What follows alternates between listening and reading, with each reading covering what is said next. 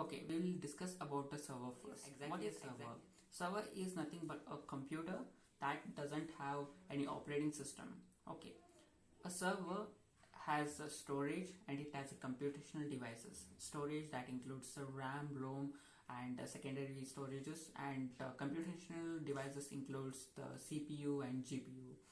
And on the top of that, there is a kernel that manages all these resources. On top of that, we have the operating system. Our operating system is software that will communicate from a user end to the hardware. It will use the hardware and it will use the resources to do a specific task for the user. Fine. And this is a server. Server has a kernel and it has some resources but doesn't have any operating system.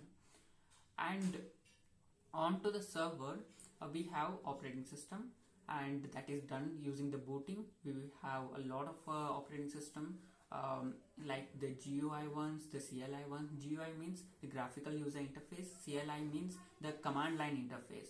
The GUI like the Windows, Mac, and there are a lot. The CLI includes the Linux, Ubuntu, CentOS, and a lot. First of all, here the operating system, we can have a lot of things, but the thing is that let's consider a thing. Okay, you have a server and the server has some operating system that is onto it, and you have deployed your application.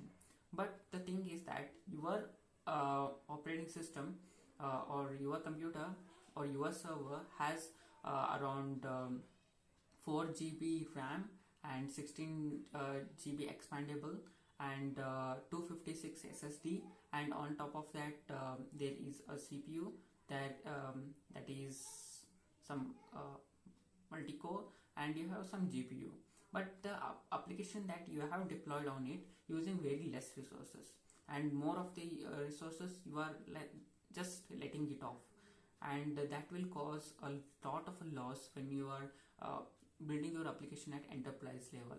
Therefore, we came across something called virtual machines, where virtual machine is directly installed onto your server using something called as hypervisor.